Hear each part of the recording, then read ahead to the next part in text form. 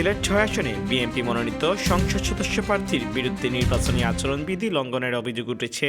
আগামী ২২ জানুয়ারি BNP chairperson Tarique রহমানের সিলেট সফরকে কেন্দ্র করে নগরীর বিভিন্ন গুরুত্বপূর্ণ সড়ক ও এলাকায় ব্যানার ফেস্টুনে সাজানো হয়েছে। এসব ব্যানার ফেস্টুন টাঙিয়েছেন বিএনপির নেতাকর্মীরা। তবে এ সময় সিলেট ৬ আসনের বিএনপি মনোনীত সংসদ সদস্য প্রার্থী এমরান আহমেদের নাম ও ছবি সম্বলিত একাধিক ব্যানার ফেস্টুন নজরে আসে। অভিযোগ উঠেছে এসব ফেস্টুন নির্ধারিত সময়ের আগেই টাঙানো হয়েছে, যা নির্বাচনী আচরণবিধির পরিপন্থী। নির্বাচনী আচরণবিধি অনুযায়ী কোনো প্রার্থী নির্বাচনী প্রচারণা শুরুর নির্ধারিত সময়ের আগে ব্যানার ফেস্টুন, পোস্টার বা অন্যান্য কোনো প্রচারণামূলক সামগ্রী প্রদর্শন করতে পারবে না। বিধি অনুযায়ী ২১ জানুয়ারির আগে কোনো প্রার্থীর পক্ষে এ ধরনের ফেস্টুন টাঙানো নিষিদ্ধ।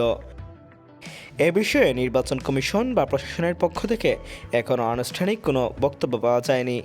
তবে আচরণবিধি লঙ্ঘনের প্রমাণ মিললে সংশ্লিষ্ট প্রার্থীর বিরুদ্ধে সতর্কতা, জরিমানা কিংবা অন্যান্য আইনগত ব্যবস্থা নেওয়ার বিধান রয়েছে।